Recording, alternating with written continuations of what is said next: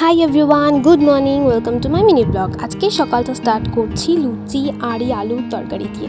একদিন প্রচুর আজে বাজে খাবার খেয়েছি, তো আজকে সকালটা একটু সুন্দর ভালো খাবার দিয়ে শুরু করলাম। তারপরে স্নান টান করে আমি শুভঙ্করদের বাড়ি চলে গিয়েছিলাম, আর ওই আমাকে নিয়ে গিয়েছিলো। তো এখানেও রান্না করছে চিকেন, তাই আমি ওকে একটুখানি দাঁড়িয়ে দাঁড়িয়ে ওর সাথে গল্প করছিলাম। আর এখানে আমাকে ও কোনো কাজ করতে দিচ্ছিলো না। তারপরে আমি বলছিলাম দাও আমি একটু কাজ করে দিই, কিন্তু না, একদমই না, কোনো কাজ করা যাবে না। চিকেনটা রান্না করার পর আমাকে টেস্ট করতে দিল, ঠিক মা যেভাবে আমাকে টেস্ট করতে দেয় সেভাবেই। এখানে চিকেন পুরো রেডি, কালারটা দেখেছো দারুণ হয়েছে। আর বিরিয়ানির সব কিছু সরঞ্জাম তৈরি করছে। বিরিয়ানিটাও অসাধারণ হয়েছিল, মানে দুর্দান্ত, কোনো কথা হবে না। বিরিয়ানির কালার দেখে আশা করি বুঝতে পারছো। আর বিরিয়ানিটা গন্ধরাজ লেবুতে খেতে আমার দারুণ লাগছিল। তো আজকে বিরিয়ানিটা খেয়ে মনটা পুরো ভরে গেল। আমি ভাবতেই পারিনি যে ও এত সুন্দর বিরিয়ানি রান্না করতে পারে। এর আগে অনেকবার খাইয়েছে, কিন্তু আজকে প্রপারলি পুরো সামনে থেকে দেখলাম যে কীভাবে করে।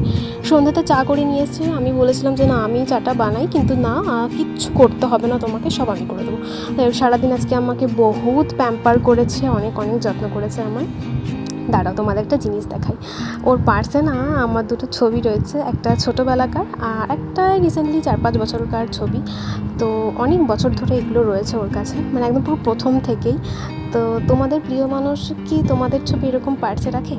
থাকলে কমেন্ট বক্সে কমেন্ট করো। আমি তো ভীষণ লাকি এটার জন্য যে ও আমার ছবি ওর সঙ্গে সবসময় রাখে। আর ভিডিওটা ভালো লাগলে লাইক করো। আজকের মতন বাই।